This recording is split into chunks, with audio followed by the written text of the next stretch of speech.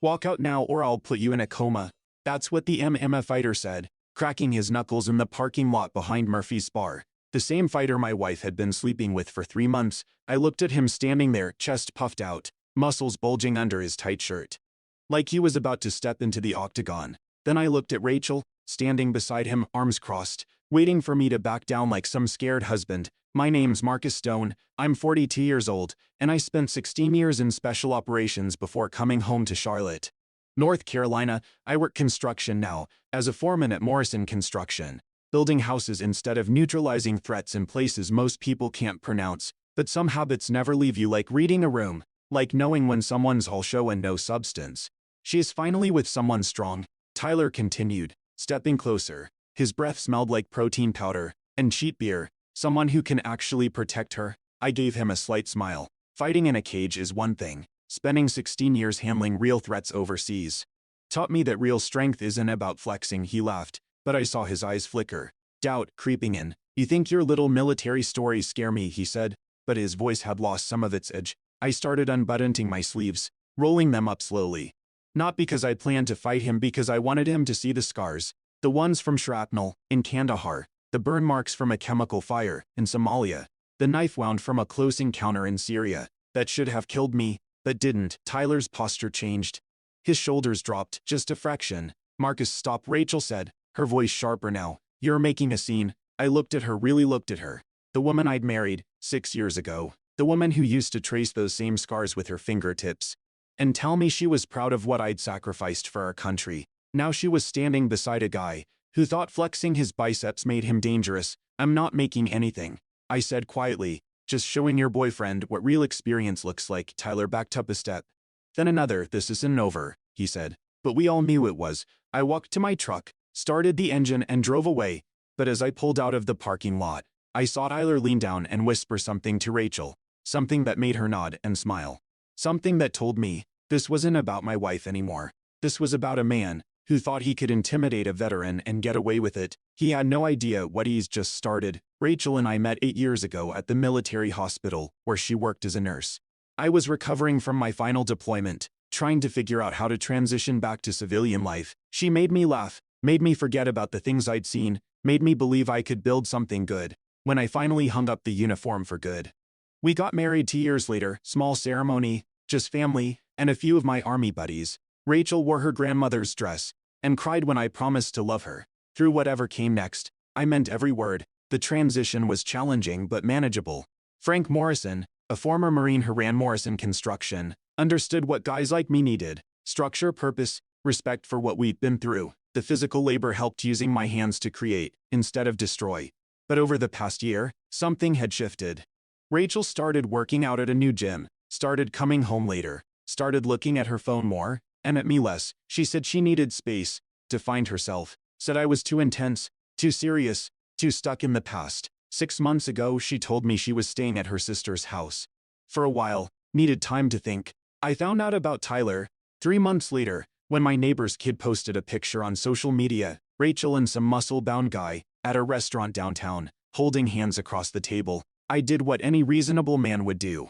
I drove to the gym where he trained, watched him spar with other fighters, listened to him brag about his record, his technique, his plans to go professional. He was fast, strong, but also reckless, overconfident, the kind of fighter who relied on intimidation more than skill. The confrontation at Murphy's bar wasn't accidental. Rachel had texted me, asking to meet, said she wanted to talk, but when I showed up, Tyler was already there, waiting, like they'd planned it, like they wanted to humiliate me in front of whoever might be watching.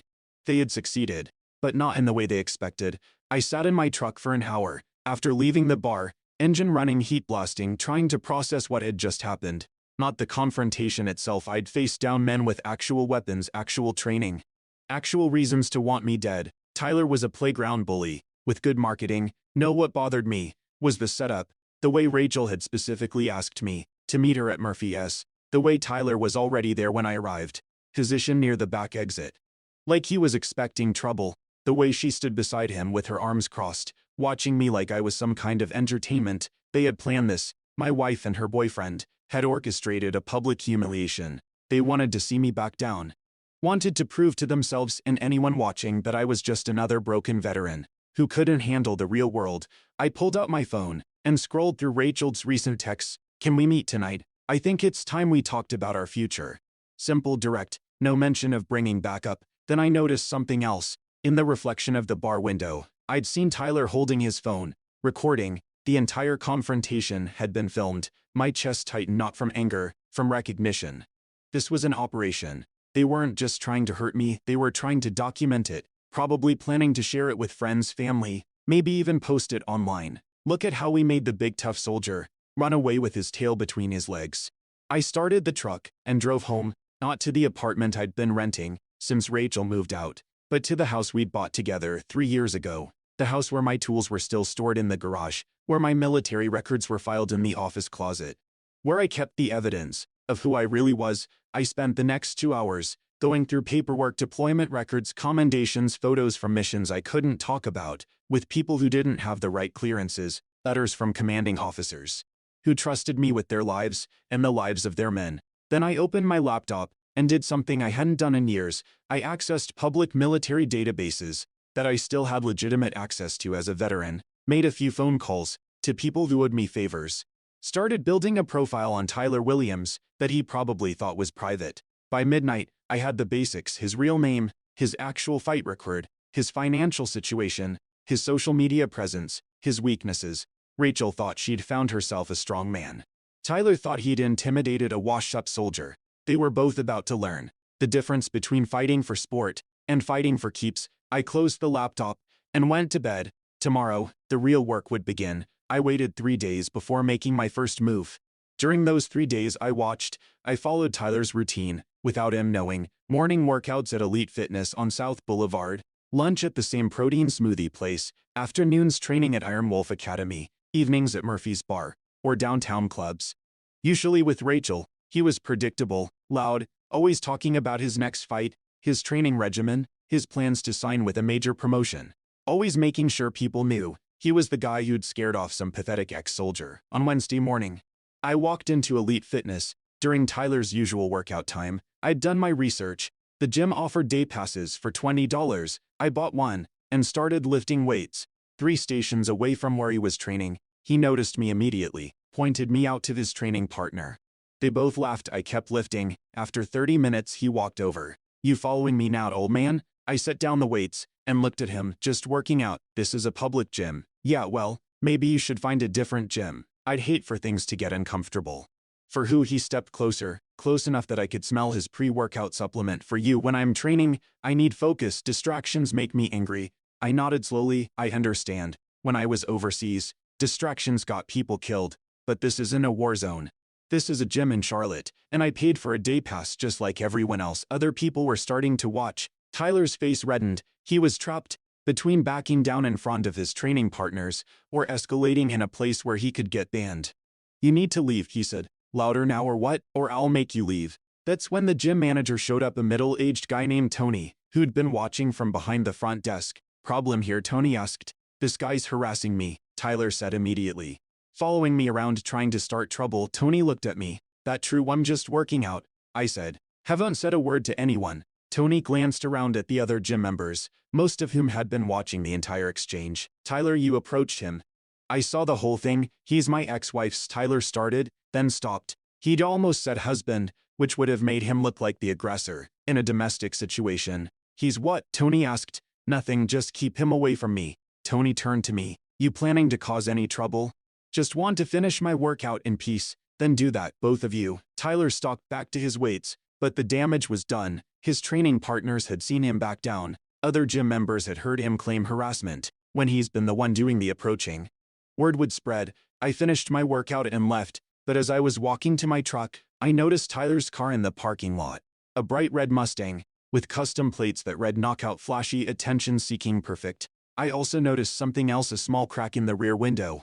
Probably from a piece of gravel on the highway, the kind of thing that would spread if you hit the right pressure point. I didn't touch his car, didn't need to, but I took a picture of the license plate and the crack. Insurance companies were very interested in documenting existing damage, especially when claims got filed. Later that afternoon, I called Rachel. She answered on the 4th ring. "What do you want, Marcus?" "To apologize for the other night. I was out of line." A silence. "Then you were embarrassing." I know I've been thinking about what you said.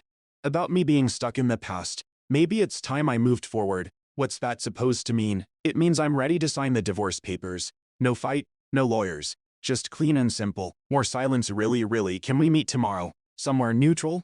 I'll bring everything signed, okay? Murphy's Bar, 7 p.m. Perfect. I hung up and smiled. Phase 2 was ready to begin. That evening, I drove to Iron Wolf Academy, where Tyler trained in the afternoons. The gym was in an industrial part of town, tucked between a tire shop and a storage facility. Through the windows, I could see him sparring with a training partner, throwing combinations, working on his ground game. I didn't go inside. Instead, I sat in my truck and made phone calls. The first call was to a buddy of mine from the service, Derek Matthews. Derek had transitioned into private security after leaving the army. More importantly, he had connections in the mixed martial arts world through his work providing security for events. Marcus, long time, Derek said when he answered. How's civilian life treating you? Could be better. I need a favor. Information on a fighter named Tyler Williams, trains at Iron Wolf Academy in Charlotte. What kind of information? The kind that might not be in his official record. Derek was quiet for a moment. You in some kind of trouble? The opposite. I'm trying to stay out of trouble. Give me an hour. The second call was to my neighbor, Patricia Hughes. Patricia was 73 years old, retired from a career in banking, and spent most of her time watching the neighborhood through her front window. She also happened to be the treasurer for our homeowners association. Marcus, dear, how are you holding up? She asked. Getting by, Mrs. Hughes. I was wondering if you could help me with something. Do you remember about 6 months ago, when Rachel started working out at that new gym? Of course, she looked wonderful. All that exercise, really agreed with her. Do you happen to remember when she started staying out late, coming home at odd hours? Patricia was quiet for a moment. Marcus, are you sure you want to know these things? I'm sure. It started in February, Valentine's Day weekend. Actually, she left Saturday morning and didn't come back until Sunday evening. You were working that weekend, installing cabinets for the Peterson family. February. 3 months before Rachel told me she needed space. 3 months before she moved to her sister's house. She'd been planning this for half a year. Did you see her with anyone during that time? A few times. A young man in a red sports car. Very muscular, very loud. How loud? Well, he had one of those cars with the modified exhaust. Woke up half the neighborhood when he picked her up, and he wasn't very discreet about their relationship. I knew what she meant. Tyler wasn't just sleeping with my wife, he was flaunting it, making sure the neighbors saw them together. Making sure word got back to me. My phone buzzed. Text from Derek. Call me. Found something interesting. I thanked Patricia and called Derek back. Your boy's got problems, Derek said, without preamble. Real name is Tyler Bradley Williams, goes by Tyler for marketing purposes.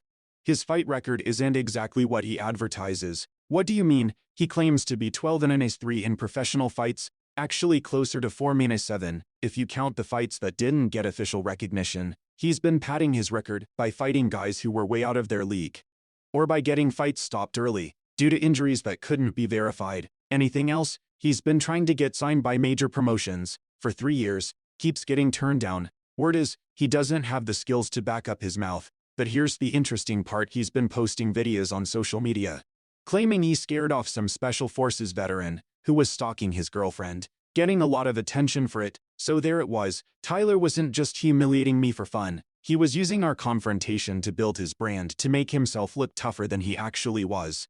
Derek, I need one more favor. Can you get me contact information for the promoters who turned down Tyler Williams? Probably. What are you planning? Just leveling the playing field. That evening, I showed up at Murphy's Bar, 15 minutes early, for my meeting with Rachel.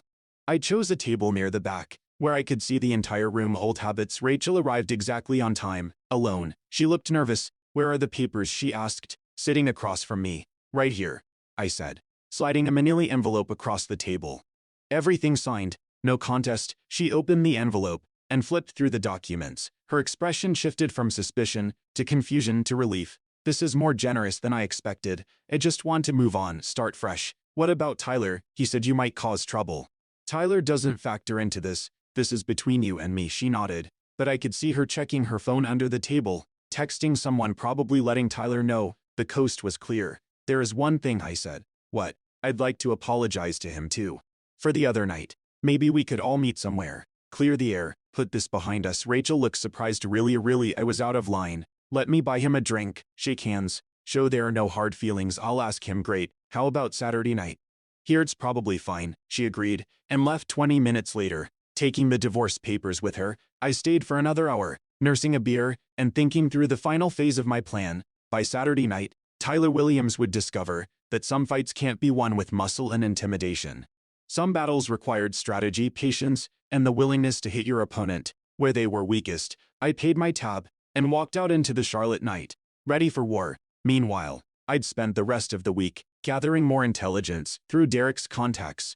I'd learned that Tyler had been claiming military service on his fighter biography and social media profiles. According to his gym's website, he was a former Marine who served in Afghanistan before transitioning to mixed martial arts. I spent an hour on the Department of Defense database that veterans have access to for verifying service records. There was no record of anyone named Tyler Williams or Tyler Bradley Williams ever serving in any branch of the United States military. Stolen valor, a federal crime that carried serious consequences.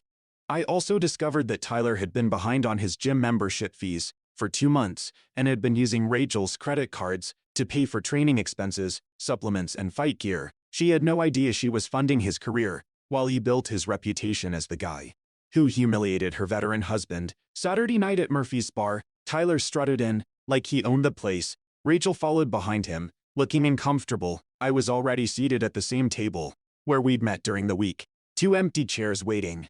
"Marcus," Rachel said, sitting down carefully. Tyler agreed to meet. Tyler remained standing, arms crossed. "This better not be some kind of setup. Just want to clear the air," I said, gesturing to the empty chair. "Drink." He sat down reluctantly. "A beers and make it quick. I've got training tomorrow." "Actually, about that training," I said, pulling out my phone. "I saw your fight videos online. Pretty impressive." His chest puffed up. "Yeah, well, I've got sponsors interested. Big things coming. Must be tough, though. All that military training in Afghanistan. Then transitioning to civilian fighting." Rachel frowned. "Military training?" Tyler's jaw tightened. "It's not something I like to talk about." "Of course not," I said, scrolling through my phone. "A lot of us prefer to keep our service quiet." "What unit were you with?" "2nd Marines," he said quickly. I nodded slowly. "Interesting, because according to the Department of Defense database I accessed yesterday, there's no record of anyone named Tyler Williams or Tyler Bradley Williams ever serving in the Marine Corps." The color drained from his face. "There is, however, a very detailed social media history of you claiming to be a combat veteran, using that false background to gain credibility, with sponsors, training partners, and apparently women." "You're lying," he said, but his voice cracked. I turned my phone around, showing him screenshots of his military record. Search empty, no results found. "Stolen valor is a federal crime, Tyler, but that's just the beginning." I pulled out a manila folder. "Your real fight record, your unpaid gym membership fees for the past 2 months.